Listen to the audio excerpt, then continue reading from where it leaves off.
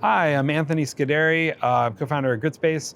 We're defining more terms for you today, and the term today is what is dropout? You know, Gridspace has a lot of dropouts of grad school. Nick, you've seen the movie Limitless? Kevin, have you seen the movie Limitless? No.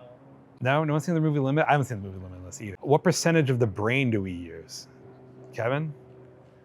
2%. 2% of the brain? Didn't they say like 10% of the brain? 10%. 10% of it. And so in the movie Limitless, I think he takes a pill and it's like he's only using 10% of his brain, but all of a sudden he takes a pill and now he becomes Bradley Cooper, is the idea behind that movie. But there is a little bit of truth there, which is that not all the neurons in your brain light up all at the same time, or they do. That's called a seizure. And so most of the time, rather than just exhausting all of your neurotransmitters and just flushing your brain with glutamate, causing you to seize, normally your brain, it's only little bits are firing at a time, is I think the idea. Good idea that we borrowed later for neural networks, which are a very primitive kind of parody of biological neural networks that are very good at doing computer activities. And so in general, when you're training a machine learning model, there's something called overfitting. Overfitting means that your model has essentially memorized the data that you're using to train it, and it's too good at modeling that little bit of data.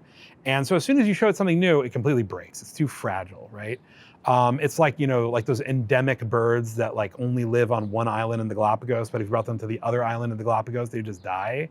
That's what happens to your model. It's just like, it's so adapted to this very specific ecosystem that it's too fragile for this real world, right?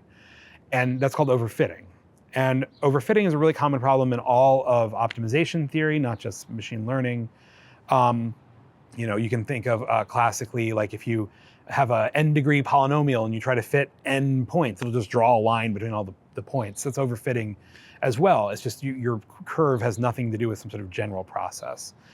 And there's a principle called regularization in machine learning where you intentionally make it a little bit harder for your model to make it a little bit tougher.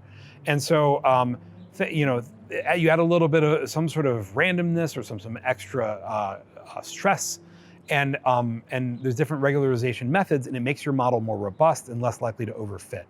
There's a lot of regularization methods. Many of them are very effective. They're often combined. One of them is called dropout. The idea behind dropout is when you're training your machine learning model, you randomly just turn off some percentage of your neurons, maybe a lot of your neurons. Maybe you turn off 90% of your neurons, or maybe you turn off 10% of your neurons. 90% would be like Bradley Cooper. And you do the Bradley Cooper, before the Limitless pill, when you're training it, because you're only allowed to use like 10% of your neurons at a time. But here's the trick. When you then go to use it for inference, where you don't need to worry about overfitting, the model's already been trained, then you take off the training wheels and let it use all its neurons, and then it goes limitless, right? That's called dropout, right? You have it's Bradley Cooper before, only uses 10% of its brain. That makes it robust. What you're actually doing is kind of training 10 neural networks, or really what you're doing is training 10%, random 10%.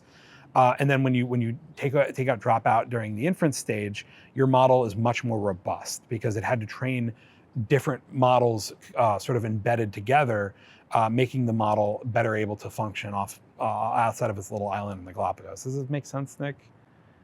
I think it's also the fact that each 10% doesn't have enough capability to memorize the entire data set. Oh, that's true. Yeah. So also you've essentially trained a smaller model with fewer free parameters that's less likely to overfit as well. So that's true as well.